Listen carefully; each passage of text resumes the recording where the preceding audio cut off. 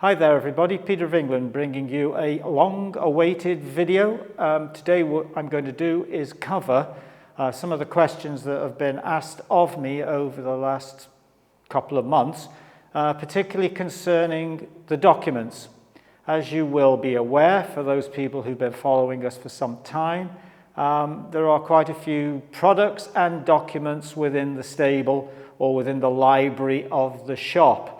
The shop you can find here at removement.net/shop. You don't have to put the / in, you can just go to the website. And also there's a reference here to werebank.co.uk, which is the bedrock philosophy and ideology behind all the rest of the products. In 2015, when WeRe launched in March, we just had one product, and that was the checkbook. That is something that we are looking to revise and reintroduce very soon. So for those people who are interested in that, please make sure you get in touch. Emails can be sent via both of these sites. Now, the WeRe checkbook facility that originally was predicated upon a promissory note that had to be physically delivered is going to be changed slightly, and we're going to be allowing you to furnish us, to make things much easier, with a digital promissory note, or one, you might say, sent to us by email or online means. Makes it a lot easier than waiting for the postal services these days. So, that having been said, the products within the stable, many people have asked, for example, if I am trying to petition or go against a so-called creditor, which is the appropriate document for me to read before I do whatever I want to try and do. So, as many people will know, within the stable, in the UK particularly at the moment, the main bedrock for our weaponization against the banking cartel is the HMRC City Bank checkbook. Okay? Many people have used it. Many people have had successes, many people haven't.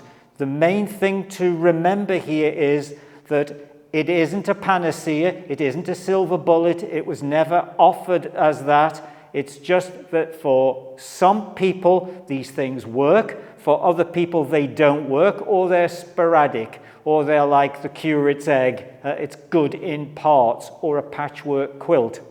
So, one of the things when we started the HMRC City Bank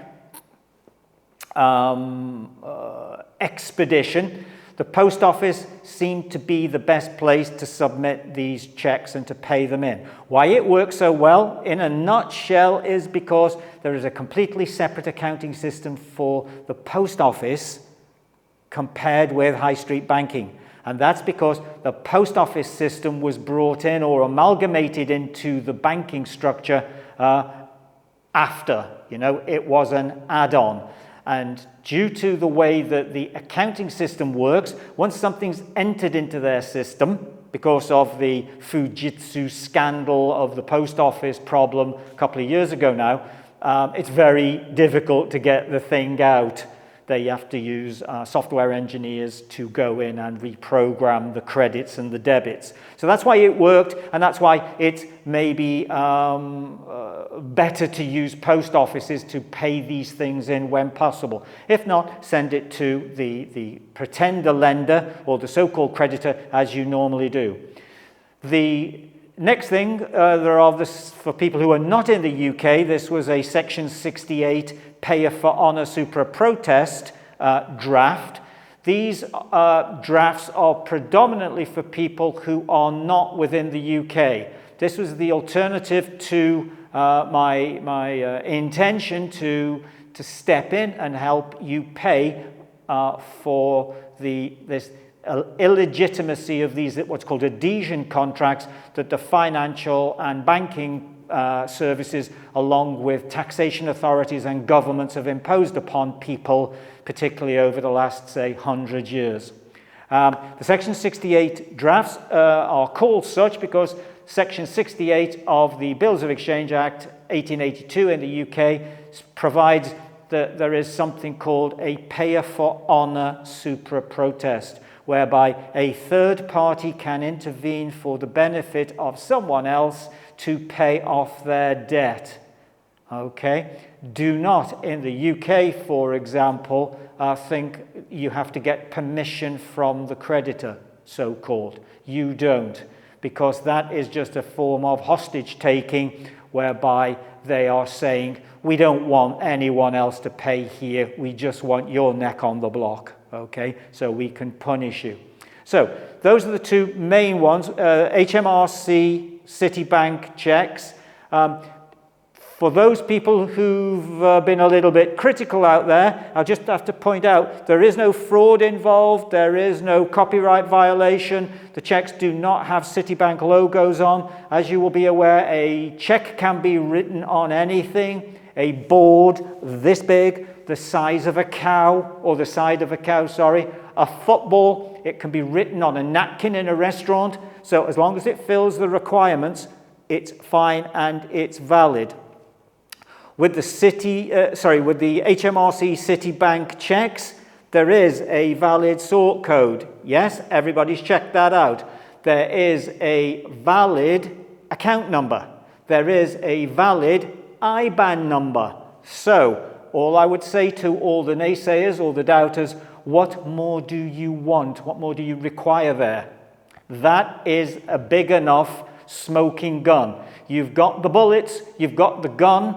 What you've got to do is drill down on your relationship with HMRC, which is actually only a VAT-registered corporation, a proxy system pretending to be a government department, which is fleecing you, as all government departments try to do. So don't accept the bullshit that they give you, that it's invalid, that you've got it's not worth anything. If it's got your signature on, if it's got the relevant the relevant fields relating to a promissory note as defined by the Bills of Exchange Act, then it's a check and it's valid. The only question is, where's the money coming from to reconcile the debt, so-called? As these are all drawn on a prepaid account, which is endemically linked to your birth certificate, then there's your answer, which is a beautiful segue now leading me into the other document that we have in the shop here, and that is Clausula, Rebus, Stantibus. That was the undoing of the birth certificated name fraud. Yeah? On your birth certificate, it actually states that it is illegal to use the birth certificate as a form of identification. Yet, what are you encouraged to do, and what must you do from day one for you to be a perpetrator, a co-conspirator in your own crime? You have to show a birth certificate, or you have to have a birth certificate to enter onto the playing field. Without a duly constructed birth certificate created in the hands of what's called the registrar, regis coming from that of the king or crown, without that you cannot register the child, as you were once, for any medical or NHS or Medicaid facilities in other countries. You can't progress to get that child into school. You can't provide any identification. So the whole ball of wax seems to start very innocuously, but from a very significant point. And without it, you can't get a bank account, you can't get a passport, you can't get anything. You can't buy an air ticket, you can't get a credit card, you can't in fact do anything. Okay, so that's why Clausula, Rebus, Stantibus is a very important document for you to begin to understand what the protocols involved here are for undoing that situation, which is then really tied into the things like the Sestuit Qui Vi Act, the freeing yourself from this identification as being a person or a persona. I'll just check my notes to make sure that I haven't left anything out there. Yeah, it's 81 pages in length. There are more things in there than I think most of you would ever be able to handle. So it's an excellent starter or précis for the situation generally. And also it overcomes this mindset, this blanking that you've been put into. So, Clausula Rebus. Clausula Rebus basically means that which can be undone within a treaty or a pact if it no longer serves the benefit of one of the parties that was involved in the original signing of the treaty or agreement or the contract. So Clausula Rebus, 81 pages, and predominantly helps overcome this brainwashing, this brocade called Pacta sunt servanda. That's the biggie. That's the crucifixion for the common man.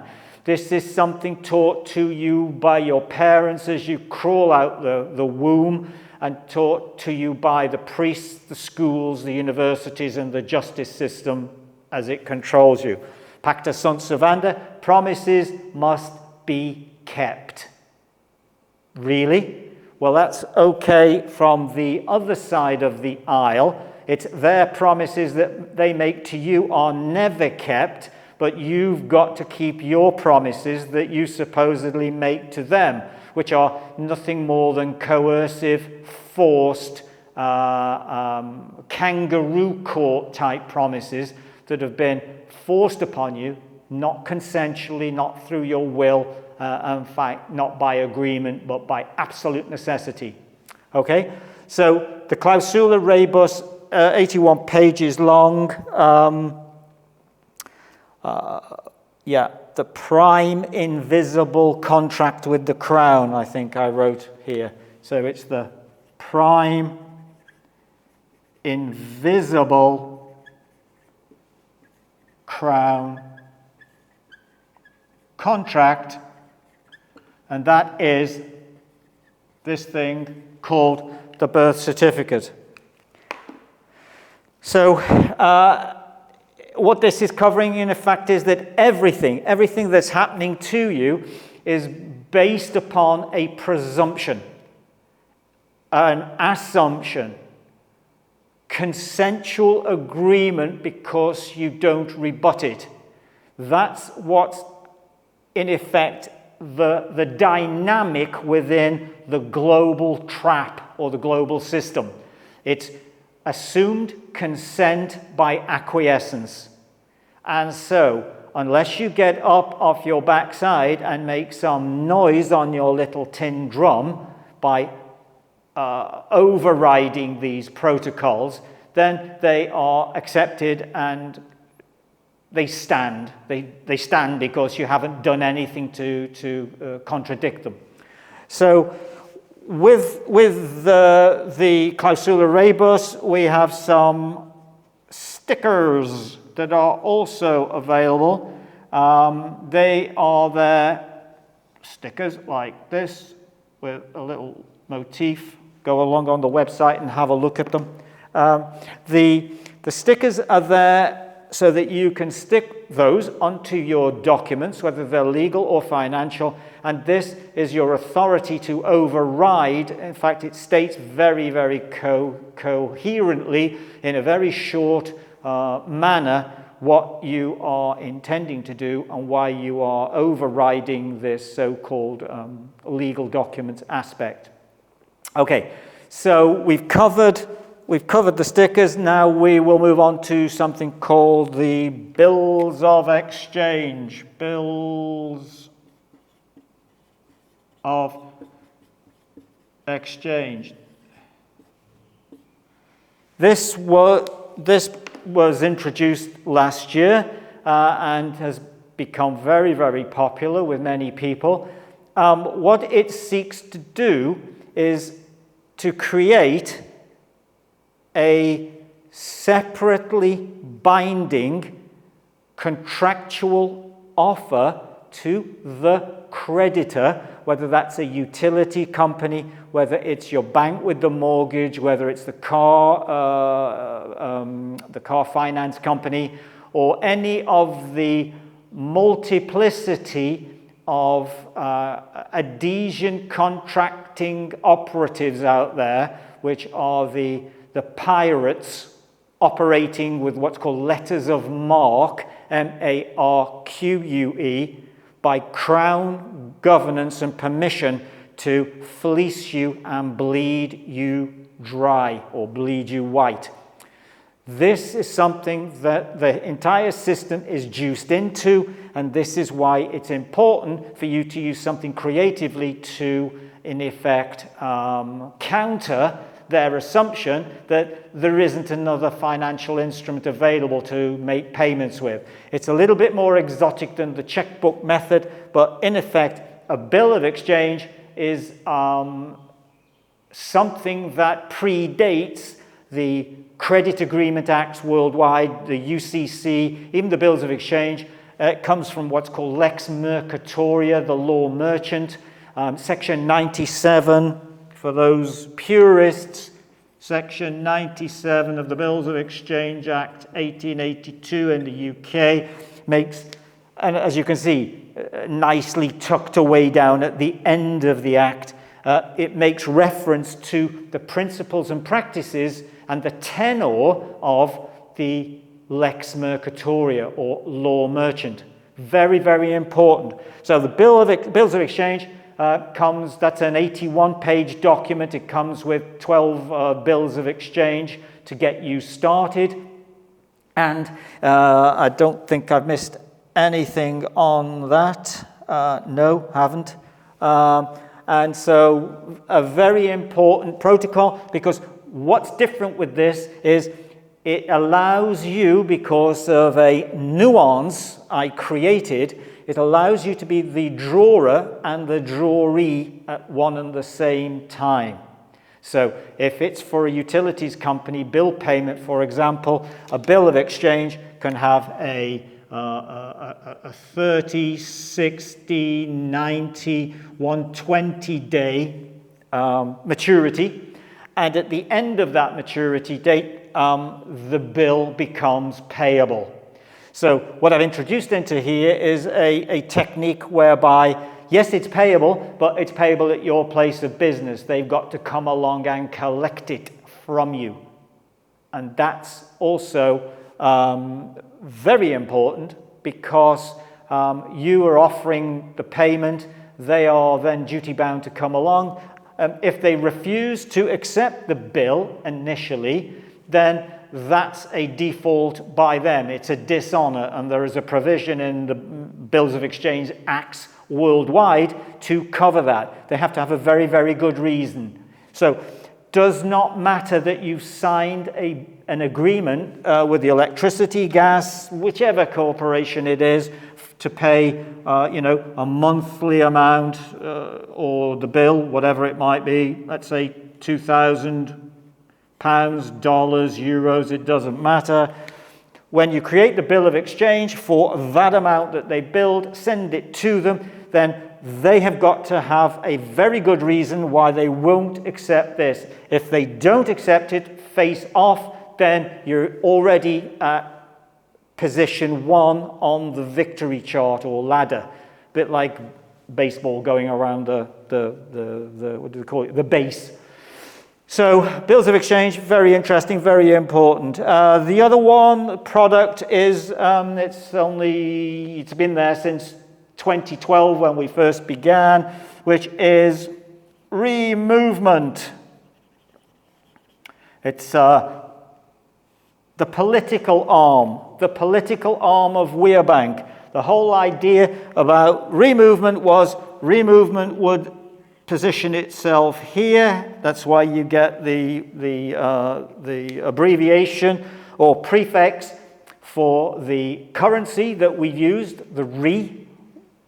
And so RE was here, and then all the other aspects, the spokes on the wheel came off that. And those spokes were WeRe Bank and the credit facilities and the bank cards and on and on and on. So I only mention that in passing because it seems every man and his dog are setting up a political party now. The very first video I posted when I launched the YouTube site in 2011 was for ReMovement, the political party that had the answers. This is while Nigel Farage was probably still counting gold in Fenchurch Street or wherever he was in the city. And before Tice and all these other guys or Ben Habib were doing whatever they're doing. So all I mention it to is everybody seems to be setting up a political party. Forget it. You're never going to get anywhere with that type of mentality. This is different. If you're interested, that's where you'll get it. Okay? Next one, we've covered HMRC, we've covered political party, we've covered the bills of exchange, we've covered the stickers, we've covered Clausula, and now on to the classic, the mini Bible, as I call it. Mini Bible.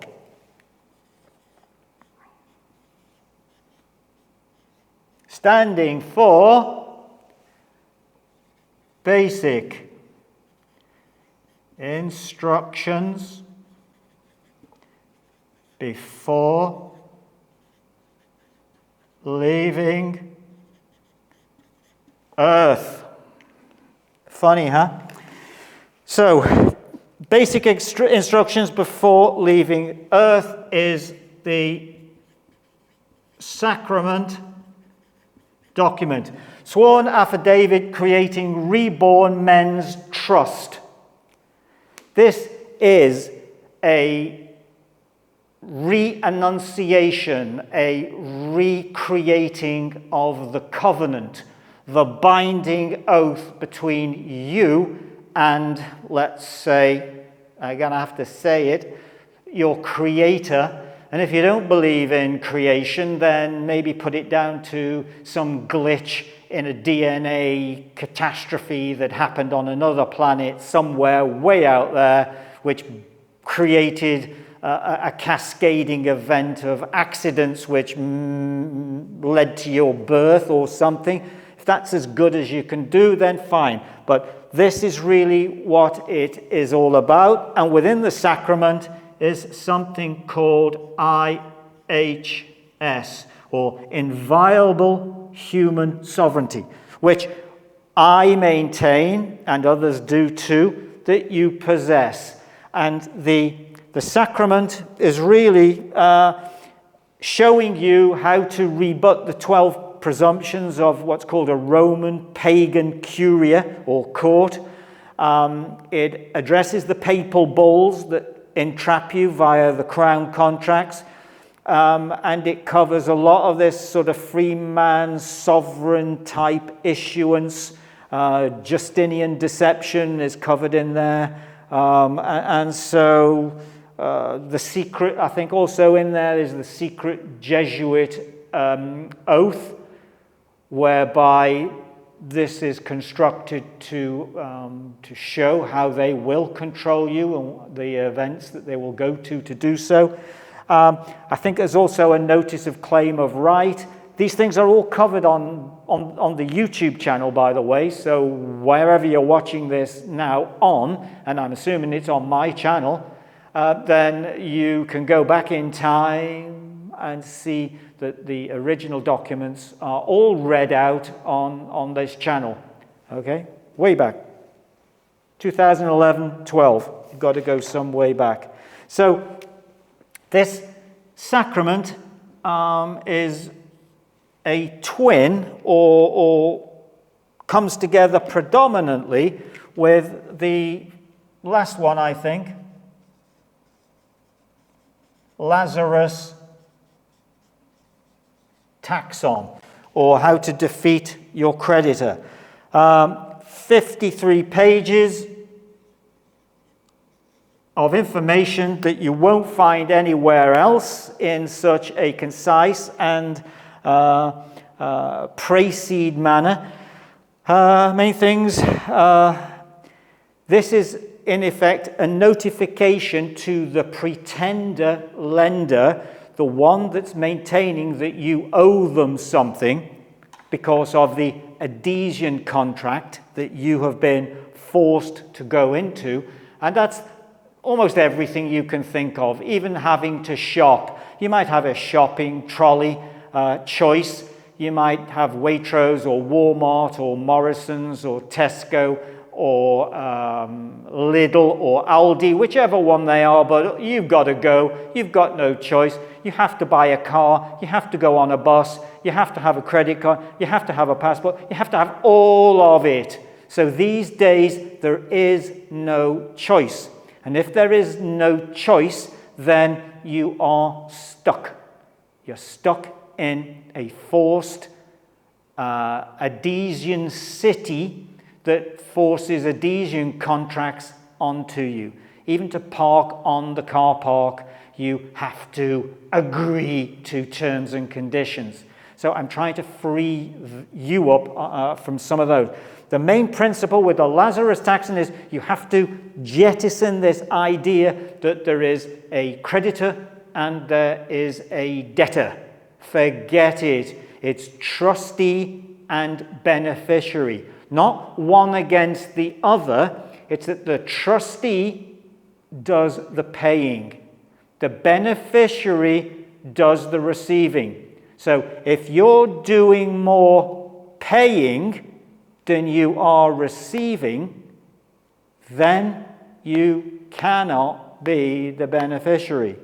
And as most of you watching this video now, and 99% of the world's population have no money in their account at the end of the pay month, they're in credit deficit, credit being negative money, then the whole structure is based upon that.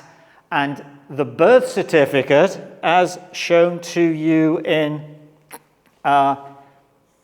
this here, is the thing that needs unpicking and undoing first and foremost. If you are going to what's called look to change the master file held either by the IRS or the HMRC or your country's equivalent, which is the tax file. That only comes out through one thing, and that is called proof of life.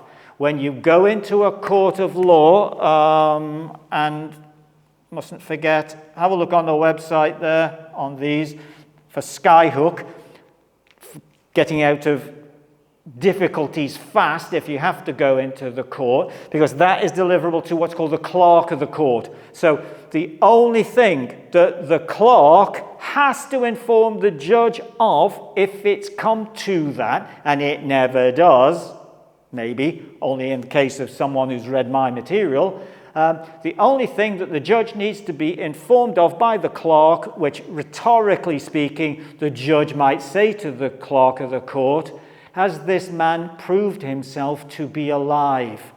If there is proof of life borne out by a will, which satisfies three main ingredients explained in the Lazarus Taxon and explained in sacrament, then you are again on first base.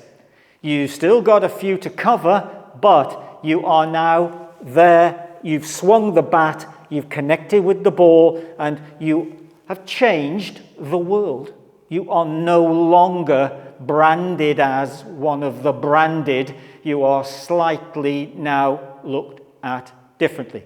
So I think I've covered most of the things there. The Skyhook is an emergency evacuation procedure that was developed principally in Vietnam in the 60s to extract people from a hostile area by a harness and a balloon, and a plane would fly past, connect with the balloon, and hike you out of there quick. Very good document. And so I've covered everything there, apart from one final thing. I'll have to make a little bit of room for it because life's like that. And that is the modern jewel in the crown. Area 52.life. If you haven't been there before and you've watched this channel, then that's incredible. You should have gone there. Go to Area 52.life. This is a holding zone. It's a holding pattern. It's a place of exodus for future events. What those future events are, I'm not really at liberty to say, because it's hard enough mentioning things like alternative currencies and the fact that Bitcoin is absolute nonsense without people ridiculing you or one. So we won't go there just yet, but if you go to that site, if you read it, and I'd suggest you become a member sooner rather than later, then you'll get, reading between the lines, the ideas behind where we're going to be taking this. So if you think that the world could become crazier in the future, then maybe this is a type of insurance policy that you would like to invest in, because there's a lot more going to be coming out of it than you could possibly imagine.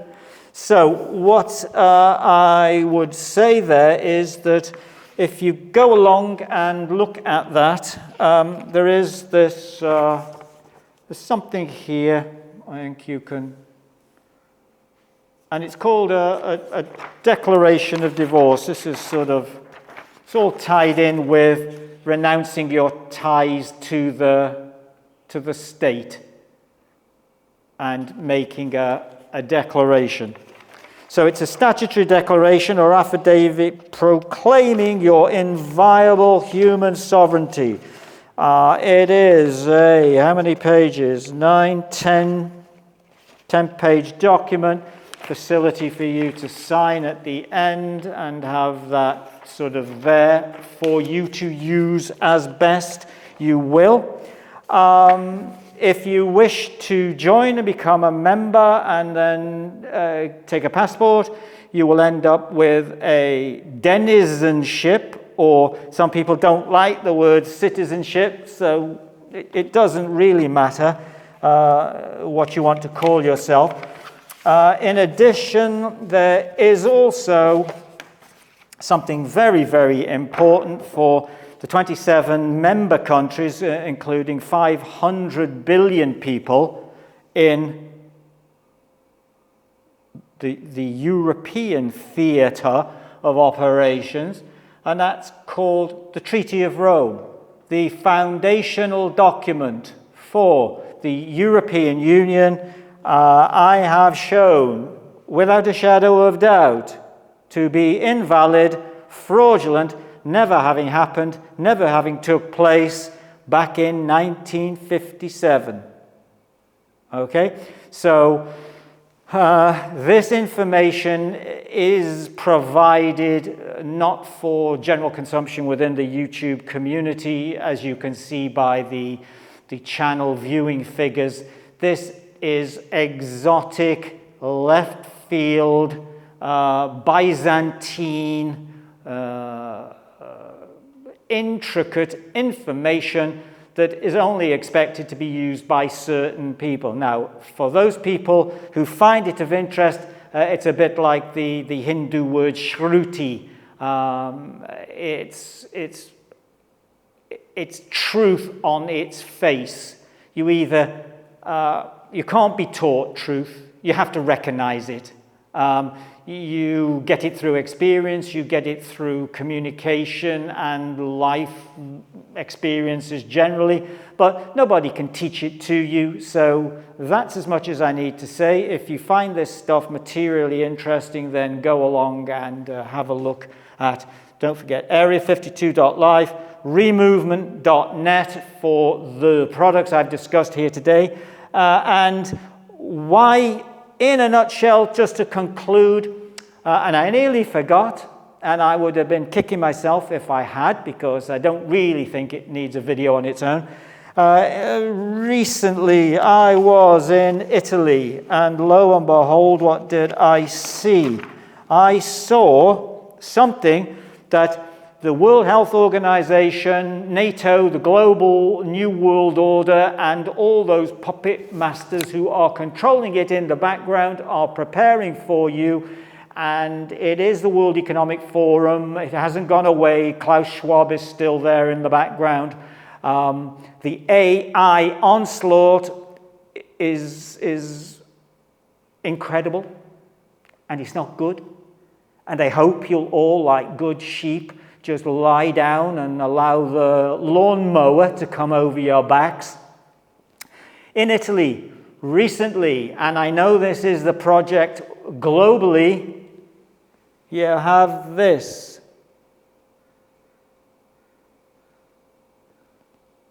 Okay, what is it? Iris Gallery. Digital identity for everyone. Who's behind it? Sam Altman. Sam Altman, the CEO or supposed founder of OpenAI or ChatGPT. He's the so-called Sergey Brin of the AI world, because they like to hand it around a little bit. And so with his new protocol here, what he's looking to do is get a digital identity for everybody out there, courtesy of his little ball called the orb, which is going to be photographing your iris. Iris is that lovely little colored thing that looks like the Eskimo Nebula from the NASA telescopes. But it's even worse than that, because the people who participate in it are going to be offered, and are being offered, something called WorldCoin. WorldCoin, Bitcoin, get in the connection there. It's a digital currency linked to participation in this global agenda to have you rendered as a, I don't know what, let's just say. Under the pretext of distinguishing AI from human, this is what the excuse behind this project is. Not for any other reason, they say. It's to protect the humans from the onslaught of the AI that he's created in the background. So this is like the left hand trying to beat up the right hand for having created the problem that caused the left hand to want to beat it up. It's like taking money from the left hand pocket and putting it in the right and saying you're richer. So this is the con, and I think it's very important. Why I'm stressing this is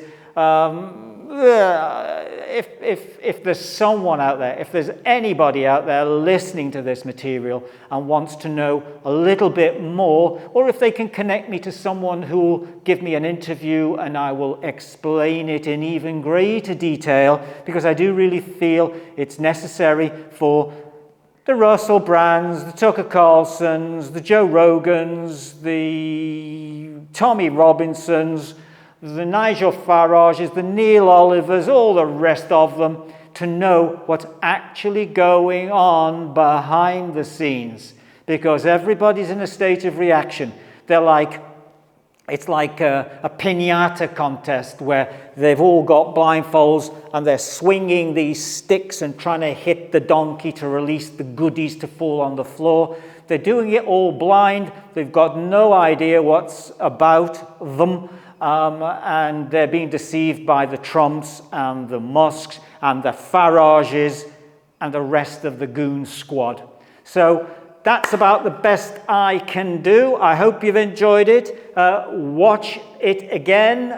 If anybody out there, though, can suggest a way of getting this information to larger audiences, then I would be appreciative.